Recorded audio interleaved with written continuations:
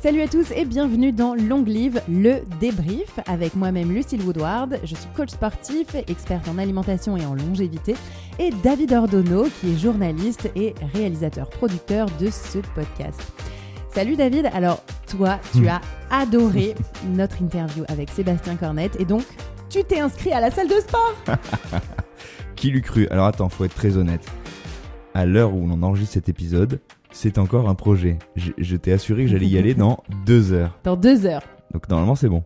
Bah, on a trop hâte de voir ça. Donc en fait, moi, il faut que tu m'envoies ton selfie avec ta carte de membre du club de sport. Et est-ce que tu vas y aller ce soir? Parce que ce qui est hyper intéressant, si d'ailleurs c'est votre cas, les auditeurs qui nous écoutent, quand on s'inscrit à la salle de sport, on fait la séance directement le jour de l'inscription. Comme ça, tout de suite, en fait, on est déjà dans l'action et on n'a pas une double motivation de... Première motivation, je m'inscris à la salle de sport. Deuxième motivation, je fais ma première séance. Et on fait les deux le même jour. J'ai un dîner. T'as un dîner? Oui, mais dans 2 heures, c'est pas l'heure du dîner. Non, mais j'ai du travail, je pourrais pas. Ah. Donc il faut que je décale mon truc? Il faut que j'aille m'inscrire demain et que j'aille au sport direct? Bah, idéalement, ce serait bien. Après, en fait, idéalement, c'est tu vas t'inscrire à la salle de sport et tu vas juste un quart d'heure faire un peu de sport juste après t'être inscrit. Comme ça, t'es déjà dedans, t'es déjà dans l'action, même si c'est un quart d'heure. On n'est pas obligé de faire une séance d'1 heure à chaque fois. Ça, je l'ai compris dans l'épisode. Mais alors, parlons de l'épisode. Mais alors, je débrieferai aussi mon truc. Je te dirai si j'y suis allé du coup et j'ai fait direct du sport ou pas. Mais ce qui est certain, c'est que si cet épisode m'a plu, et je pense que c'est ce qui a plu aussi aux auditeurs, c'est que non seulement on a appris plein de choses, et ça donne envie en fait. Bah après, c'est le job du coach sportif qui fait bien son boulot, c'est-à-dire qui te motive, qui te donne vraiment envie et qui est positif, quoi. Donc voilà, les bons coachs sportifs, c'est ça. C'est les gens qui t'emmènent, qui te prennent et qui te gardent motivé sur le long terme. Donc clairement, là, Sébastien a hyper bien rempli son rôle. Carrément. Il a rempli son rôle à tous les niveaux. Et si on reprend, je prends mes petites notes de tout ce qui a été dit, toutes les informations qui sont passées, et la plus grande et la plus importante, elle est arrivée dès le début, il dit, en fait, la course, c'est bon pour le corps. Moi, ce que j'ai aimé dans cet épisode, c'est qu'il y a plein d'idées reçues qu'on avait. Moi-même, qui ne suis pas sportif, j'avais quand même des idées reçues sur la course, et vous les avez toutes balayées ou confirmées quand c'était nécessaire. Mais voilà, la première, c'est ça. La course, en fait, c'est bon pour le corps. Et la course à pied ne blesse pas. En fait, c'est vraiment le truc, tout le monde dit ah non, je peux pas courir, ça me pète le dos, ça me pète les genoux. Si courir vous casse le dos, les genoux, les chevilles ou quoi, c'est que vous courez mal ou trop vite ou trop longtemps et que vous n'y allez pas de façon assez progressive. Pour reprendre la course à pied, mais même si on s'est arrêté 3 mois, donc si vous n'avez pas couru depuis plusieurs années ou même jamais vraiment couru, on reprend avec 3 fois 1 minute, mais tous les jours. Mais c'est-à-dire qu'on court vraiment 3 fois 1 minute. Donc c'est 6 minutes. Et c'est une bonne séance. Et il faut être content de ça. Et oui, on s'est habillé en sport. Oui, on n'a couru que 6 minutes. Et oui, on rentre à la maison. Et oui, on prend sa douche. Et c'est très bien. Et le lendemain, on fera la même chose. Et le surlendemain. Et on y va vraiment, mais tout petit à petit. Et c'est vraiment une microdose qu'on va monter très doucettement au fur et à mesure. Et c'est ça qui fait que la course à pied est bénéfique.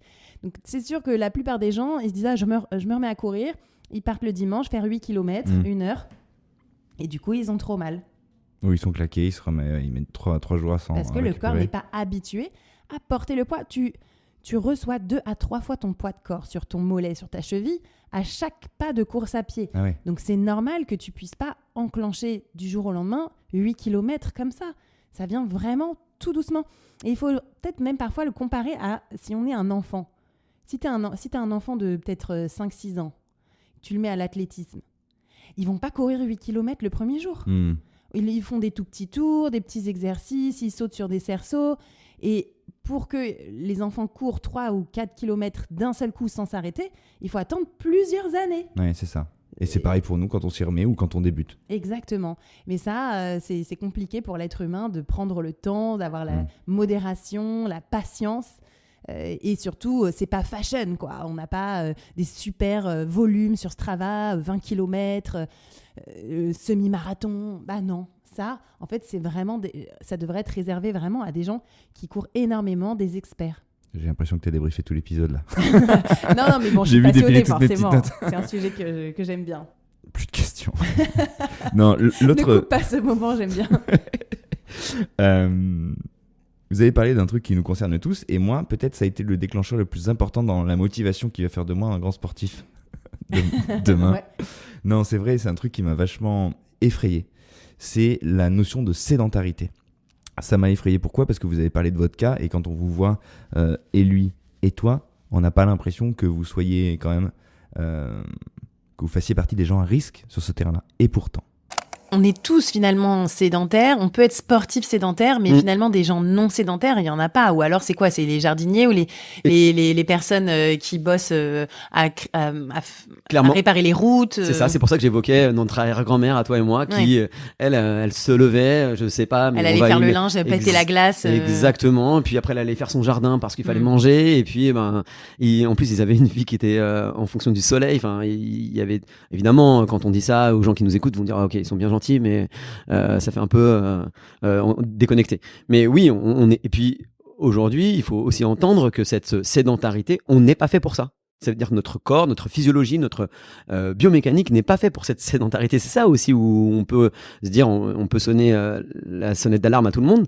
Et effectivement, ceux qui ne sont aujourd'hui pas sédentaires, c'est moi j'ai un athlète qui est bûcheron, je peux dire que lui il n'est pas sédentaire parce que toute la journée il est dans les bois. Les gens qui vont travailler, alors j'allais parler de ceux qui sont en campagne, mais encore que les grands, on voit bien que ceux qui sont paysans, ils sont dans leur sédentaire. Voilà, c'est donc il y a plus de sédentarité qu'avant, en tout cas, avec les moissonneuses-batteuses et tous les engins. Ouais. Donc, cette sédentarité, elle est clairement un danger. Il faut que les gens l'entendent, mais c'est pas immuable. C'est d'ailleurs une nouvelle notion dont on parle depuis seulement très peu, quelques mois, années. Les sportifs sédentaires, donc, c'est-à-dire que oui, tu peux faire 1 heure de sport par jour, ou même 1h30. Donc, tu peux être à 10 heures de sport par semaine, mais malgré tout, tu restes un sédentaire, c'est-à-dire que tu te déplaces en transport en commun, tu es peut-être assis. En voiture, tu es assis. Tu restes le cul sur ta chaise la majorité du temps. Ensuite, tu rentres chez toi, tu manges assis. Tu regardes la télé assis.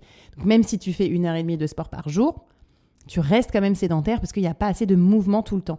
En fait, la sédentarité, c'est quand on ne bouge pas toutes les heures et demie. Alors, pour le coup, pour être très honnête, moi, le coup de on se fout des pédales sous les bureaux ou. Qu'est-ce que t'en penses? Tu le ferais? C'est débile. Non, je trouve ça. Ok. Non, mais c'est pour ça que t'es là, j'aime bien. Il faut non, mais je me vois pas du tout, tu vois. Et puis en plus, il y a un truc qui est bête et méchant. Alors lui, il allait plus loin que les pédales. Il disait on peut travailler en marchant ou je sais pas quoi. Genre, moi, pour le coup, j'écris beaucoup. C'est mon boulot d'écrire en fait. Moi, je me vois pas, en fait, écrire en marchant. Je peux pas. Je me vois pas écrire en pédalant. Même d'un point de vue juste, tu vois, c'est pas pratique, quoi. J'ai besoin d'être stable, j'ai besoin d'être machin. Je me vois pas faire ça. Et puis, dernier argument, bonjour le look, quoi. Putain, je me vois pas. Bonjour le look. Oui, bien sûr qu'il y a une notion de dignité. D'ailleurs, pour les Parisiens, assez difficile à mettre en place. J'ai mis des petites pédales sous mon bureau. Mais oui, Corinne. Non. Je comprends. Après, c'est sûr qu'en plus, il faut être à l'aise. Donc voilà, le côté un peu jolie chemise, ceinture, jean, c'est pas hyper agréable. Ouais. Après, moi, j'ai déjà vu plusieurs fois des speakers américains. Voilà, pour les Américains, c'est un peu décomplexé, mais ils te font un webinaire et en fait, ils sont vraiment en conférence. Donc, ils parlent pendant 1 heure, 1h30. Sur un tapis. Et ils sont sur un tapis de marche. Ouais. Alors, ils marchent doucement, tu vois. Ils sont peut-être, je sais pas moi, à 4 km/h. Enfin, vraiment très, très lents. C'est le seul truc que ils parlent, ils sont en formation, donc ils passent leurs slides, ils parlent et tout, ils discutent. Et pendant donc 1h30, le mec a marché malgré tout. Donc tu vois, c'est pourquoi pas. Ça, à la limite, ça me parle plus que les petites pédales qui me paraissent un peu chelou. Chacun fera peut-être comme il peut, mais je pense que malgré tout, ça peut être une bonne solution. C'est pas la solution idéale. Le meilleur sport, c'est le sport qu'on aime. C'est aussi le sport dehors pour profiter de la lumière du jour qui est hyper importante. C'est un sport qui a du sens, dans le sens où on se sent aussi progresser, voilà. Mais ça peut être une réponse à trop de sédentarité. Alors voilà, parce qu'au-delà de la blague de ces trucs où on rigole de ces pédales sous le bureau, moi, ça m'a vraiment fait peur parce que je me suis dit que la sédentarité, c'était la cause de plein de maux, de plein de maladies, de plein de problèmes qu'on peut rencontrer avec le temps qui passe, à mesure que le temps passe. Et ça m'a vraiment effrayé. Je me suis dit, mais en fait, c'est pas possible. On n'est pas fait. C'est ça qui dit très bien. On n'est pas fait pour ne pas se mouvoir, en fait. On n'est pas fait pour rester immobile. Et là, je me dis, waouh, ça me fait autant flipper que la cigarette, que le truc. Je me dis, David, la cigarette, la sédentarité aujourd'hui en France tue plus que la cigarette. Je peux continuer à fumer, en fait? Non. Non. Non, mais si tu veux... en fait, c'est vrai que le tabac, en fait, on a tellement fait campagne, il y a tellement eu un changement de mentalité autour du tabac dans les 20 dernières années. Mauvais. Exactement. La sédentarité, c'est pas encore du tout dans les consciences. Ouais. Et du coup, la sédentarité aujourd'hui tue plus en termes de monde concerné que le tabac. Vraiment, il y a plus de morts liées à la sédentarité, de morts précoces, qu'à cause du tabac. C'est dingue. Ouais, moi, ça m'a vraiment... C'est ça qui a déclenché, tu vois, pourtant, avec toi, et même par ailleurs, je suis soumis à des discours qui engagent à faire du sport, à prendre un peu soin de soi, et en gros, à se mobiliser un petit peu pour sa santé. On s'en est parlé quand même 200 fois. Et ben, c'est la première fois où il y a un truc qui me tac. Bah, je tant me suis mieux. dit, putain, ça c'est flippant en fait. Donc pour toi, ça a été un truc, en fait, c'est peut-être le discours de Sébastien qui t'a particulièrement Et touché. ce moment où vous avez évoqué la sédentarité, parce que je me suis dit, en fait, ça c'est un mal insidieux qui n'est pas aussi évident que les méfaits du tabac, parce que de fait, ça va de soi qu'on est assis. En fait, on nous dit depuis le début, vous allez travailler. Quand papa, même les maman enfants à vont au l'école, bureau, ils sont assis 6 heures par jour. Donc culturellement, en classe. c'est accepté d'être assis. Donc du coup, on fait pas gaffe. On n'a pas vu venir le truc, en fait. On s'est pas dit, mais en fait, on est en train de transformer une population qui est c'est un problème mondial. Oui, bien sûr. En fait, avant, on bougeait. En fait, la plupart du temps, maintenant, on ne bouge plus. Ouais. Et les enfants qui bougent et qui s'agitent, on les recadre en permanence. Arrête de t'agiter, reste assis, ne bouge pas. Ouais. Parce que voilà, c'est culturel. Mais beaucoup d'enfants, par exemple, qui vont être assez vite diagnostiqués déficit de l'attention, hyperactivité. En réalité, est-ce que c'est pas finalement eux qui ont raison ? Parce qu'en fait, ils ont besoin en tout cas, ils ont un symptôme qui prouve qu'on est plus fait pour bouger. Et une fois que tu leur fais faire souvent à ces enfants 1 heure, 1 heure et demie de sport intense, type une séance d'athlétisme ou de handball ou un match de tennis, quelque chose d'intense. Ça régule et ensuite la concentration est beaucoup plus présente et permet en fait des apprentissages. Donc on n'est pas fait pour être assis et ça, on n'arrive pas à le faire dire, comprendre, et tout le monde après derrière se dit oui mais moi je peux pas parce que j'ai ci, j'ai ça, j'ai mon travail, j'ai mes enfants, nanana, arrêtez de nous culpabiliser. Ça coûte combien un tapis de marche ? Toi tu sais ça ? Il y a tous les prix. Ou de course. Il y a tous les prix. Mais genre avec 1000 balles, on peut s'acheter un tapis. Ah bah oui, bien sûr. Ah oui. T'as l'air de dire que ça peut coûter moins cher. Ça peut coûter beaucoup moins cher. Ce sera peut-être moins qualitatif.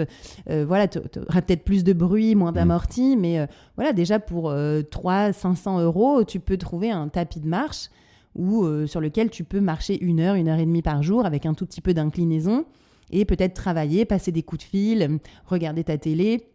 Moi, j'ai un ami là qui, lui, il s'est mis un tapis de course à pied et un rameur. Et tous les soirs, pendant qu'il regarde la télé, il fait 30 minutes de marche-course sur son tapis, 30 minutes de rameur. Et voilà, et en fait, c'est sa soupape. Il le fait, à chaque fois je le vois, en plus, il est vraiment régulier sur Strava, de 21h à 22h. Il fait sa demi-heure et sa demi-heure de... Non, mais ça veut dire pas que les entreprises, tu vois, parce que les entreprises qui ne savent plus quoi faire pour se montrer à la page, et parfois on ne sait pas si c'est de la démagogie ou une véritable envie de coller aux usages, ils devraient considérer qu'en fait, on nous fait des open space parce que ça permet d'économiser des choses et tout ça, et puis voilà, et parce qu'il y a plus de turnover. Et dans les open space, en fait, on devrait dire, il y a 3 postes sur 10 qui sont des postes à motricité, avec des tapis, avec des vélos, avec un truc pour poser son laptop, comme on dit. Et voilà. Ouais. Pourquoi les entreprises font pas ça ? Je ne sais pas. C'est peut-être pas encore assez popularisé. Il y a déjà des tu sais, les bureaux assis debout que tu peux surélever pour travailler debout. Mais finalement, travailler debout... À TF1, on a ça. Travailler debout, c'est encore mieux si tu es en marche. Parce qu'en plus, du coup, tu as moins mal au dos. Parce que être debout, statique, parfois, tu vois, c'est difficile. Tu te déclales sur une hanche, le bassin, une jambe... Alors que si tu es en mouvement, en marchant, mais même vraiment très doucement, ton bassin, du coup, se stabilise puisqu'il est en mouvement. Et en plus, il y a vraiment l'appareil locomoteur qui est mis en action. Donc ça, c'est une super idée. D'ailleurs, tu devrais monter une entreprise de mise à disposition de mobilité au travail. C'est pas con. Voilà. Truc de location. Pas location, oui, ou en leasing, ou même mise à disposition, installation. D'ailleurs, ça me donne des idées. Non, mais moi je vais le dire à TF1, tu vois, un moment. Tapis de marche. Et même des vélos, tu vois. En plus, t'es assez bien... Premier prix, 200 €. Ouais, il y en a. Oui, t'es assez bien assis, par exemple, sur un vélo indoor, là, un vélo d'appartement. Tu peux avoir quand même une selle assez confortable. Tu peux vraiment installer une sorte de pupitre pour mettre ton ordinateur, avoir ton... Mais regarde, ça existe, hein, les trucs sont bien. Tu peux acheter le kit avec le bureau qui se surélève. Bureau avec tapis de marche, ça commence vraiment à se développer. Ça se développe aussi avec les pédaliers. Et oui, forcément, au début, les premiers qui vont le faire, ils vont être un petit peu regardés. Qu'est-ce qu'il fait, lui pourquoi il fait ça, n'importe quoi, moi je peux pas. Il y aura toujours des résistances au changement. Dès qu'on emmène du changement, order, disorder, reorder. Donc il y avait une façon de faire, c'est dérangé, et ensuite il y a un réarrangement. Et il faudra. Mais c'est pour ça que les entreprises, elles ont un rôle à jouer, parce que quand ton entreprise t'impose des trucs, peut-être que petit à petit, c'est comme ça que voilà. Donc il y a ça, mais il y a aussi les horaires de travail, David. Il y a un énorme souci avec les horaires de travail. On travaille trop d'heures. Combien de personnes me disent qu'à la pause déjeuner, faire du sport, c'est impossible parce qu'ils ont à peine 45 minutes, il n'y a pas de douche, il n'y a pas de compréhension. Si on a fait son sport et qu'après, à la réunion de 14h, on est encore en train de manger son sandwich, on se fait défoncer. Non, il y a un moment donné, il faut aussi avoir de la souplesse sur les heures de travail. Vous devriez faire du lobbying dans les entreprises. Seb et toi, parce que vous êtes très bon pour convaincre. Même moi, vous m'avez donné envie de me mettre au sport. Une autre opposition qui a été un fil rouge dans ce que vous avez dit, c'est l'opposition de deux notions et qui ont à voir avec l'envie qu'on a parfois de se mettre au sport. On peut être motivé mais pas discipliné. Moi je suis motivé pour m'entraîner, je suis motivé pour faire une course, mais pour faire cette course il faut se discipliner à une régularité. Donc dans la discipline je parle plus de régularité. Sur tout ce qui est nutrition, évidemment, il y a peut-être ce facteur-là, mais peut-être par mon biais de coach, je pense que c'est déjà la discipline de l'activité qui fait que quand tu es discipliné, que tu te times tes entraînements tous les matins ou tous les 2 jours, tu sais que si tu fais un écart, tu vas le ressentir. Donc, vivons, je suis pas en train de dire de manger des graines et de boire de l'eau uniquement. Évidemment, je viens de la région où il y a le meilleur vin du monde, donc j'encourage tout le monde à profiter de la vie. Mais justement, mon grand-père disait un truc très très juste, dans la vie, tout est une question de mesure. Voilà, profitons. Par contre, restons disciplinés parce que c'est le meilleur moyen de prendre soin de notre corps. Et je rappelle, quand on prend soin de notre corps, c'est le meilleur moyen pour que notre âme veuille y rester. Donc je crois que c'est ça, cette discipline. Alors pas sur le côté militaire, mais sur le côté régularité. Oui, je suis tout à fait d'accord. Après, parfois, c'est des mots qui ont du mal à passer et qui parfois font encore plus culpabiliser les gens, se disent « moi, j'ai pas la discipline ». Oui, mais après, c'est intéressant de faire le distinguo déjà. Oui. Tu vois, parce qu'effectivement, ce qu'il dit, c'est qu'on a tous la motivation. On a tous envie de se dire, je suis sain, je vais bien, je vais voir, je suis beau, je suis musclé. Non, on a tous envie de ça. Personne ne se dit, j'ai envie de ressembler à une knacky. Mais effectivement, ça implique une discipline et c'est là-dessus qu'il faut se concentrer. Et ça recoupe ce que tu disais. Y aller petit à petit. C'est ça, et c'est vraiment ce qui est le plus difficile. Dans mon métier que je fais depuis plus de 15 ans, le plus difficile, c'est la régularité ou la discipline ou la constance. Appelle-le comme tu veux finalement.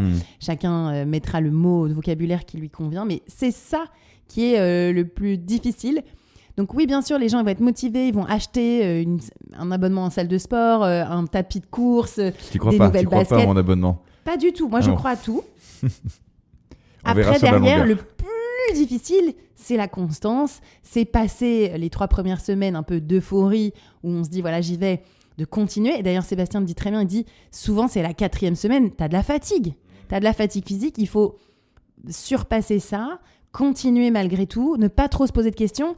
Et je pense, encore une fois, que ça vient du manque de patience et de temps long qu'on a un peu développé aujourd'hui dans la société moderne, c'est qu'on veut des résultats rapides. Et même si on a compris qu'on n'allait plus perdre 10 kilos en un mois, les gens veulent quand même ressentir très vite du bien-être, vachement mieux. Combien de fois j'ai reçu des mails genre « Moi, je n'ai jamais ressenti les endorphines liées à une séance de sport. » Enfin, attends, ça n'existe pas tout le temps. Par exemple, là, ce matin, j'ai couru. J'ai été à 2 à l'heure parce que j'ai pas bien dormi depuis 2-3 nuits. Peu importe. Voilà, j'ai couru pas hyper bien. Il fait pas hyper beau. C'était pas super joli. Voilà, enfin, c'est pas le truc. Il faut pas non plus attendre à chaque séance quelque chose de magique, une épiphanie à chaque fois. Mais alors, je vais me mettre du côté. Et je pense que certains auditeurs ou auditrices pensent comme moi en t'entendant. Dans cet épisode, moi, je t'ai entendu dire et parler de la course. Tu parlais justement de la difficulté d'avoir une constance et une discipline. Toi, tu parles d'un besoin. Quand tu parles de la course, notamment, ou de la natation, on ressent chez toi que c'est un besoin et qu'il y a presque une envie et que ça fait aujourd'hui partie de toi. Et je pense que quand on est des gens pas du tout sportifs comme moi ou comme certains auditeurs, c'est de ça dont on rêve. On rêve de devenir cette personne qui a besoin de faire du sport. Ça prend du temps. Enfin, ça va arriver, c'est sûr et certain, mais ça prend énormément de temps. Moi, combien de temps j'ai détesté courir, où vraiment je me suis forcée parce que j'avais un petit ami qui faisait des marathons et des semi-marathons quand j'avais 18-20 ans. Et du coup, j'ai commencé à courir pour le suivre un peu parce que je trouvais ça cool. Mais j'aimais pas, c'était dur, j'étais nulle. En plus, je courais trop. Du coup, je me suis fait mal au dos, aux genoux, alors que j'avais 20 ans. Donc, oui, ça prend du temps, mais il faut s'accrocher à... Il faut faire confiance aussi. En fait, tu vois, parfois, il faut faire confiance au process, confiance au coach. On te le dit, fais-le. C'est un peu comme les parents qui éduquent leurs enfants en disant... Voilà, brosse-toi les dents, fais-moi confiance, tu seras content à 40 ans, quoi. Et c'est un peu la même chose, comme quand ton médecin te dit, mangez moins de sel, faites-moi confiance, tu vas pas ressentir les bienfaits de moins de sel du jour au lendemain. Moi, ça m'a fait penser à ça parce que pour le coup, en t'entendant, je me suis vu, moi, avec l'alimentation. Moi, je fais extrêmement gaffe à ce que je mange, à la provenance des produits, à la manière dont c'est cuisiné. J'achète jamais un truc transformé, il y a rien dans ma maison qui ne soit pas high level sur Yuka. Alors, j'ai pas plus besoin de Yuka aujourd'hui. T'achètes même pas un petit paquet de chips? Si, alors, mais très particulier. Je suis hyper snob sur les chips. Mais c'est tu me donneras tes marques, je suis l'expert des chips. C'est pas du tout pointu, mais en tout cas, je fais gaffe absolument à la qualité de tout ce qui rentre chez moi. Et d'autant plus maintenant que j'ai des enfants. Et encore, quand Yuka est arrivé, ça m'a amusé, mais j'ai pas besoin de ça pour savoir les saisonnalités, les trucs comme ça. Et je me bats contre ça. Si au restaurant, on me fout une tomate dans l'assiette, ça me sursaoule. Tu dois te battre souvent. Ah, mais je me bats tout le temps. Et je ne lâche jamais, quoi. Bref. Et c'est un peu pareil. C'est cette culture-là, parce que je le vois, j'exaspère tout le temps mon entourage. Alors, il y en a qui sont là, putain, tu vas encore faire chier parce que machin. Ouais, en fait, ouais. Et en même temps, je vois aussi que mon entourage, il dit, putain, en fait, il a une attention sur cette chose-là. Et donc, une forme de culture, mais qui est pour moi une évidence, que nous n'avons pas. Et en fait, je m'aperçois que cette vigilance par rapport à l'alimentation, j'ai mis peut-être 10-15 ans à la construire, à l'habiter en fait. Et c'est un peu la même chose avec l'hygiène du corps. C'est que, en fait, avant que ça fasse partie de soi et de son quotidien, moi je vois les mecs, quand je leur parle de la bouffe et du rapport que j'ai, ils me disent « Ah ouais, mais nous on sait pas, c'est chiant ton truc, faut réfléchir, Moi c'est naturel aujourd'hui, tu me mets 2 produits sous les yeux, je fais mon choix en 2 secondes, ça va de soi. » Et le sport, c'est un peu pareil, j'ai l'impression. Complètement. C'est vraiment une éducation. Ça prend du temps. Je vois quelqu'un qui fait du stand-up paddle sur la scène derrière toi et ça me fait rêver. Bref. Donc ça prend du temps parce que lui, il doit être en kiff. Tu vois, le sport plaisir, je pense que lui, il l'a clairement. T'as l'air con sur un paddle quand même, non? Oh non, arrête. Bon, okay. T'as l'air con si tu sais pas en faire. Pensez à certains. Mais je ne citerai pas. Mais dès que tu sais bien en faire et que tu es assez vertical, lui, il sait pas en faire, il est complètement courbé en deux. Il est un petit peu fléchi, j'avoue. Bref, en fait, au lieu de te dire quand tu veux démarrer le sport, tiens, je vais être super machin, manana, tu vois, des objectifs, des images, des projections, si on disait aux gens, en fait, ce qui compte, c'est de mettre en place votre routine. Moi, je trouverais ça plus intéressant, en fait. C'est vrai qu'on pense tout de suite résultat, en fait. On pense trop tout de suite résultat, tout de suite magie, le sport, à qui je veux ressembler, une espèce d'image d'épinal un peu comme ça de la personne sportive. Mais en réalité, c'est très routinier, c'est souvent toujours la même chose. Et parfois, les gens me disent « Ah oui, mais c'est toujours les mêmes mouvements, trouve-nous des trucs plus originaux et tout. » À un moment donné... Enfin, tu vois, le sport, c'est le sport, c'est comme tout. Enfin, oui, c'est routinier. Oui, courir, tu fais parfois des fractionnés, parfois des sorties longues, parfois, tu vois, un peu plus de gamme. Mais voilà, il y a peut-être 4-5 façons de courir, de s'entraîner. Mais après, tu tournes toujours autour un peu des mêmes séances. Donc parfois, t'accélères 5 minutes, parfois c'est 30 secondes. Mais bon, c'est pareil pour tout, dans le travail, et même dans nos travails de passion. Enfin, si ta passion, je sais pas, c'est la musique... tu joues quand même souvent les mêmes morceaux, tu fais souvent les mêmes exercices. Et après, parfois, tu vas décrypter un nouveau morceau, mais ça prend longtemps. Et donc, tu fais souvent les mêmes partitions et tu les répètes. C'est ça. Et après, ça fait partie de toi et t'aimes jouer parce que ça te procure du plaisir. Mais le début, l'apprentissage, si tu veux apprendre une langue ou il faut que tu fasses de la grammaire ou du solfège. Il faut faire des trucs un peu chiants, pénibles, et il faut y aller tout le temps.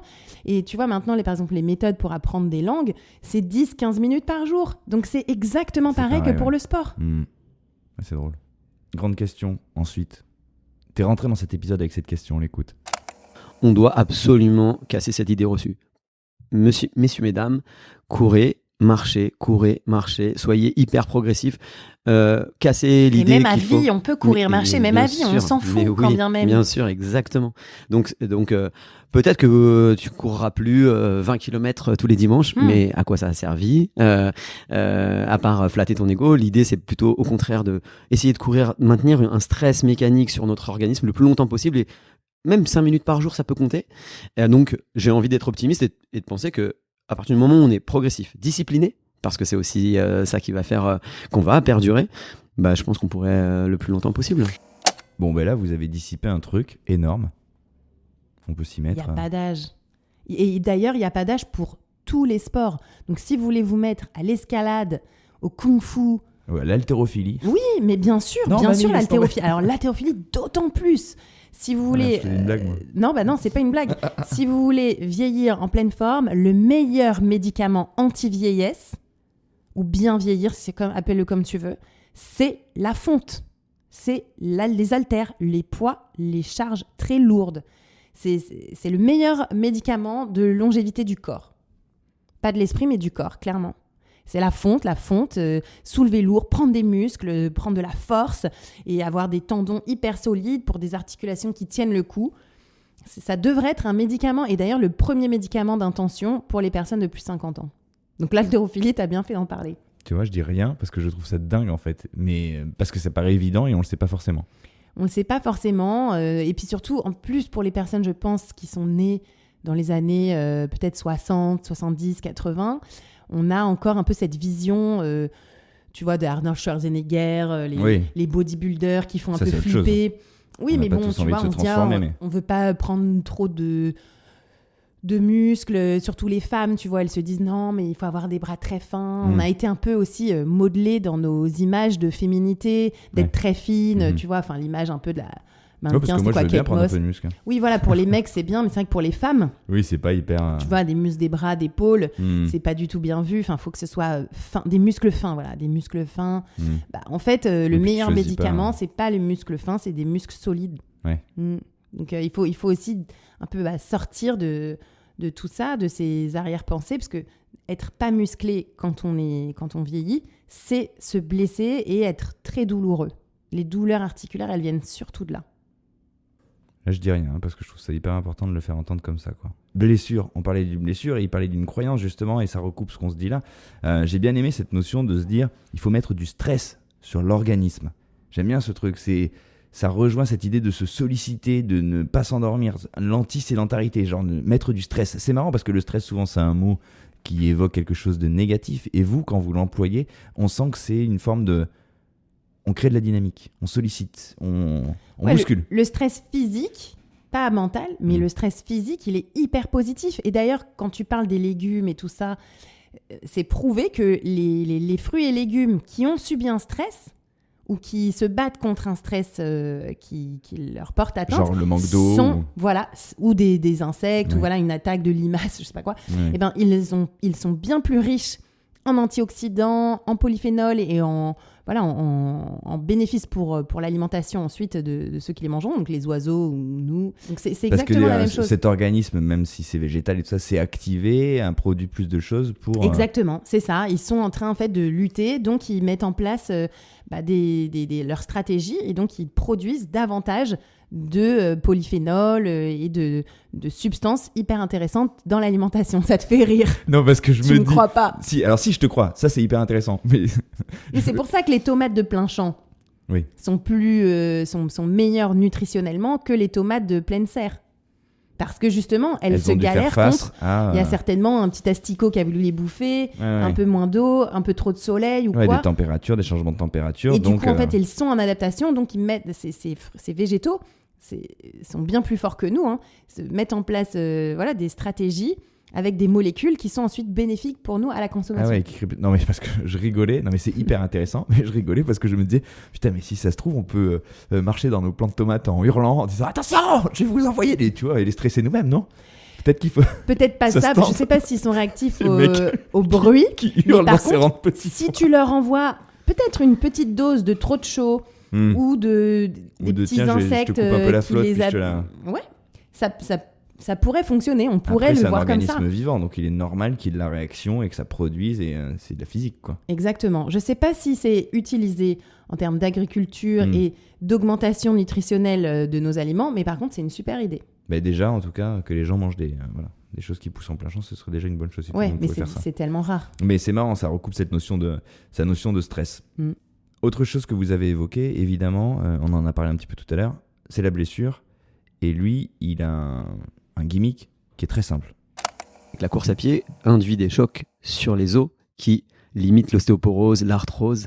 Donc non, messieurs, dames, courez, c'est le meilleur. Mettez un stress sur votre organisme, mettez un stress mécanique qui va induire justement une adaptation du corps et donc du squelette. Donc non, si t'as, à part grosse pathologie, hein, évidemment, mais la contre-indication pour la course à pied, elles sont très très limitées aujourd'hui. Mais effectivement, tu as raison, ces idées-là que tu nommes sont encore trop ancrées et il n'est pas rare quand tu es en réunion de famille de dire « Ah, je cours, mais t'as quel âge ? Mais attention, tes genoux. Ouais. Ah, mais là, il s'est encore blessé. » Les gens qui se blessent, c'est parce qu'ils en font trop ou trop vite. Mais c'est jamais la course à pied qui blesse.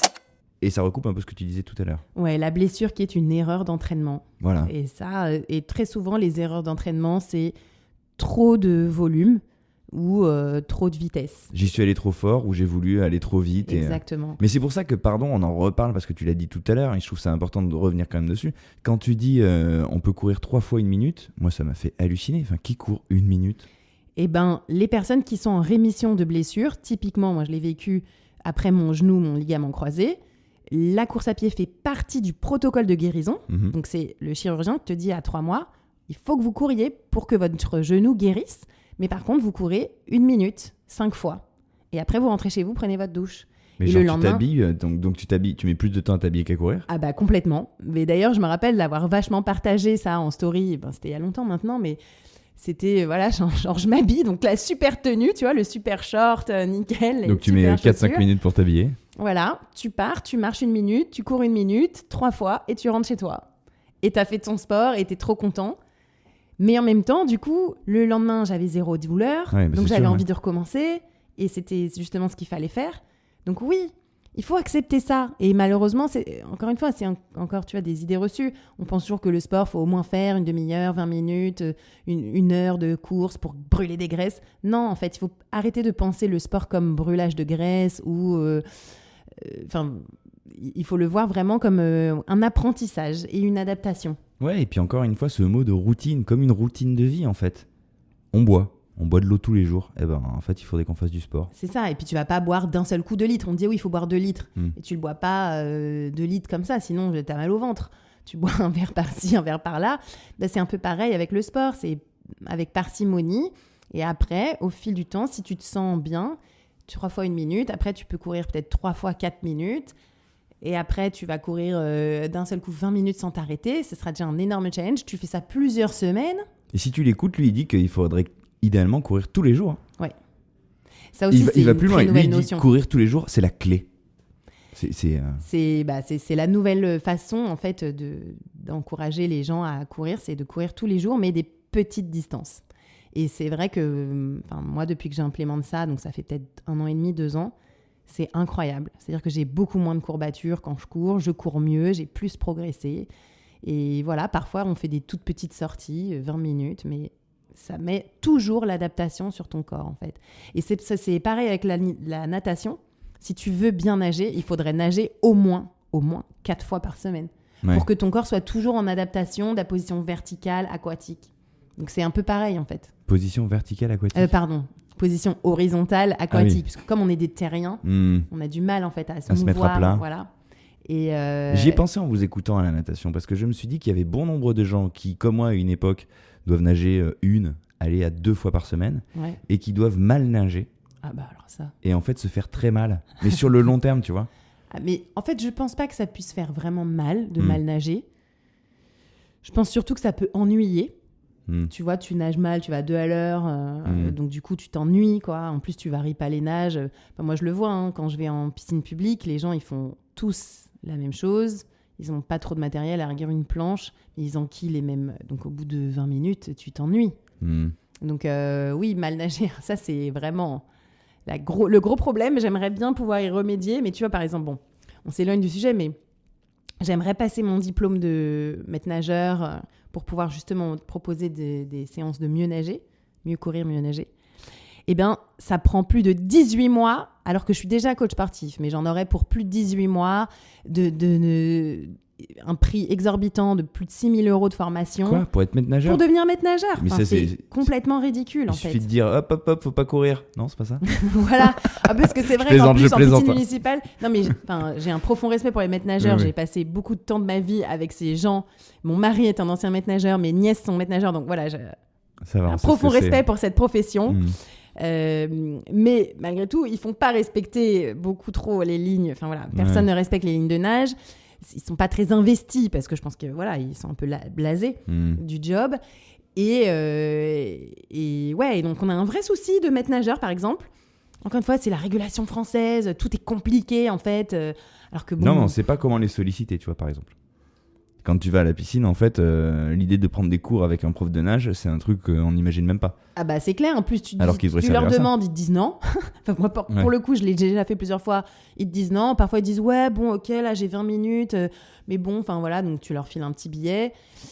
Bon, j'ai été assez déçue, moi, généralement, de tous ces conseils. Donc dans ce cas-là, il faut s'inscrire en club, mais c'est à des horaires hyper et puis tu rentres dans un tard. truc. Et parfois, 1 ou 2 fois, j'ai demandé à ce qu'on me filme. Genre, est-ce que vous pourriez me filmer en train de nager pour que je regarde comment je nage ? C'est très positif. Alors là, c'est non, jamais, madame, non. C'est ultra rare que j'arrive à avoir un coach, enfin un maître nageur qui est sympa pour me filmer. Et la relation avec les maîtres nageurs est très compliquée. Bon, je suis sûre qu'il y en a plein qui nous écoutent, donc j'adore cette profession. J'aimerais devenir maître nageur, mais c'est hyper compliqué, quoi. Bon, il y a des choses à changer. Mais du coup, ça valorise la course. Et alors, ce serait important de revenir sur un point aussi que vous avez évoqué, où alors là, vous m'avez complètement largué, où je me suis dit, enfin pas largué parce que c'était très clair, mais où je me suis dit, je ne connaissais pas ça du tout, c'est le minimalisme. Ouais. Le minimalisme. Alors, t'en avais jamais entendu parler de courir pieds nus, non, alors des après, chaussures je me suis pieds jamais nus. intéressé vraiment au running. Je vois très bien ce que c'est les chaussures 5 doigts, je sais pas quoi. Oui, voilà. Je vois ce que c'est ce truc, je vois la course pieds nus, ok, très bien.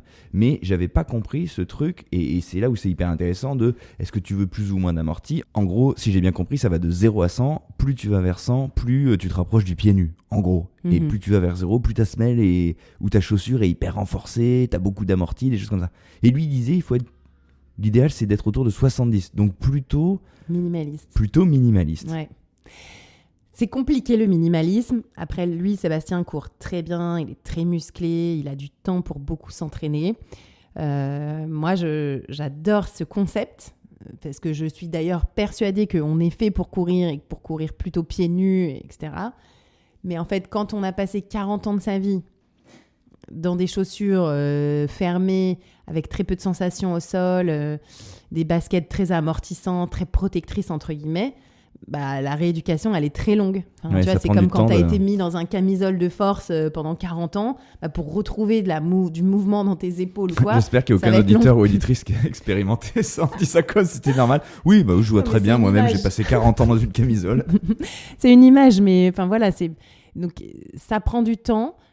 C'est très intéressant. Finalement, moi, après avoir testé beaucoup le minimalisme, toutes ces chaussures, ces méthodes, au final, j'utiliserais, moi maintenant, par exemple, en tant que coach de running, puisque je suis en train de me mettre à fond là-dedans, j'utilise le minimalisme, donc carrément le courir pieds nus, dans mes cours, peut-être sur 400-800 mètres. Donc, mes adhérents, donc on s'échauffe, ils courottent, et ensuite, on enlève les chaussures et les chaussettes, et on va courir 400 mètres, 800 mètres sur piste. Comme ça, c'est confortable, il n'y a pas de branches ou de cailloux. Parfois, on est au milieu de la piste d'athlée, donc c'est soit de l'herbe synthétique ou de l'herbe normale. Et là, on peut faire des petits exercices.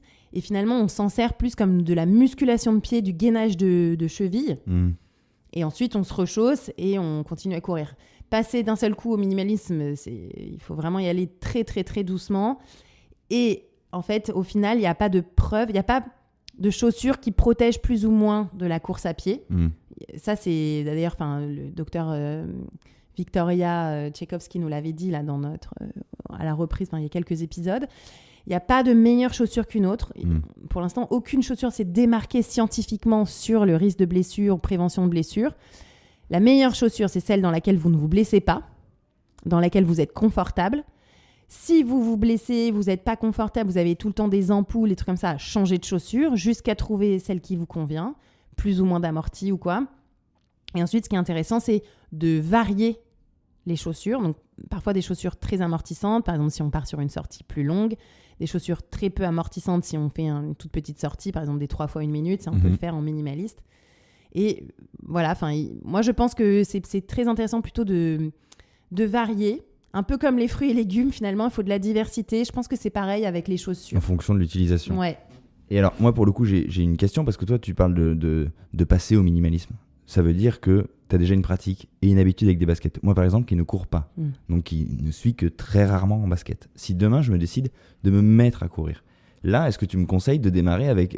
Parce que je n'aurais pas ce problème de transition, parce que moi, l'amorti, je le connais pas, puisque je ne porte jamais de basket. Ouais, je te conseillerais de te mettre au minimalisme. Direct, en fait. Si on se met à courir, on peut tester. Oui, mais dans ces cas-là, il faut me faire la promesse absolue que tu vas vraiment respecter les 3 fois 1 minute, pendant plusieurs semaines, y aller très progressivement et pas dimanche aller courir 5 km en minimalisme. Parce que si tu fais ça, alors là, c'est sûr que tu te défonces. Tu vois ce que je veux dire ? Donc, ou alors, dans ce cas-là, si tu fais les 3 fois 1 minute et tout ça, là, tu peux faire en minimaliste. Et si après, tu as envie d'aller un peu plus loin un dimanche, ce que je comprends, tu vois, il y a aussi un moment donné, on a envie d'aller faire peut-être une demi-heure dans la forêt ou autour du lac, dans le parc à côté de chez nous, ça fait aussi du bien. Dans ces cas-là, à ce moment-là, tu changes de... Pour ces séances-là, tu vas mettre des chaussures beaucoup plus amortissantes. Et sur mon tapis de marche dans mon club de sport demain avec mon ordinateur... Là, tu peux vraiment y aller en minimaliste. Au contraire, c'est hyper positif. Je peux être pieds nus sur mon tapis. Carrément, pieds nus. C'est une super bonne idée. Pieds nus. Attention, c'est un petit peu abrasif. Donc, tu peux avoir des petites ampoules. Mais par contre, si tu as des ampoules, ton corps va très vite comprendre de comment mieux se placer pour ne plus en avoir. Donc, voilà. Ça peut être une super bonne idée. Après, est-ce que les salles de sport vont être d'accord ? Voilà, il faut juste que tu leur dises. Mais je trouve que c'est une très bonne idée. Bon, trop bien. Bon, bah, j'y vais, quoi. Bah ouais. En plus, tu vois, moi, par exemple, en salle de muscu, je fais tout pieds nus. Donc, ils sont d'accord. Je leur ai dit, moi, je m'entraîne pieds nus. Ouais, pas de souci. Donc, j'ai pas de chaussures, pas de chaussettes. Je fais ma muscu full pieds nus. Moi, j'ai un dernier petit mot sur ce sujet. C'était, tu vois, sur la comparaison avec les sportifs de haut niveau. Parce que c'est vrai qu'on pense toujours, à partir de 45 ans, t'es trop vieux pour faire ton sport et tout. Encore une fois, c'est toujours de la comparaison avec les anciens sportifs de haut niveau. Et il faut vraiment remettre les choses à leur place. C'est pas parce que des footballeurs, des tennisman ou je ne sais quels athlètes se sont arrêtés parce qu'ils n'avaient plus la forme après 40 ans que c'est notre cas à nous, communs des mortels. Si tu as surabusé de ton corps, on peut le comprendre, mais pour nous, en fait... 99% de la population, c'est pas le cas. Oui, exactement, c'est pas le cas. Et en fait, on est fait pour bouger et pour bouger de façon intense. Et je reviens sur le intense, quand je parlais de la fonte, mais aussi, par exemple, dans le cardio, en nage ou en tennis ou quoi, faites-vous aussi des trucs durs. Parce qu'il y avait une enquête là aux États-Unis il n'y a pas très longtemps. Après 50 ans, 99% des gens ne sprintent plus. Ah oui. Tu vois, tu vas courir, mais tu vas faire ton petit... Tu dis, il faut que ce soit doux, il faut machin, voilà, j'ai passé l'âge. Ton petit jog du dimanche, ou même si tu cours 3 fois 1 minute, ou voilà, des petites séquences, tranquillou, milou. Eh ben non, en fait, il faut aussi... Oui, tranquillou, milou. Il faut aussi faire des séances très intenses, s'autoriser à monter le cardio à balle, faire du fractionné. Quel que soit notre âge. Quel que soit notre âge, parce que c'est ça aussi qui fait travailler le cœur et qui permet au cœur et aux poumons d'avoir une meilleure longévité. Donc il faut arrêter de se croire fragile. C'est en se croyant fragile qu'on se fragilise. Feu.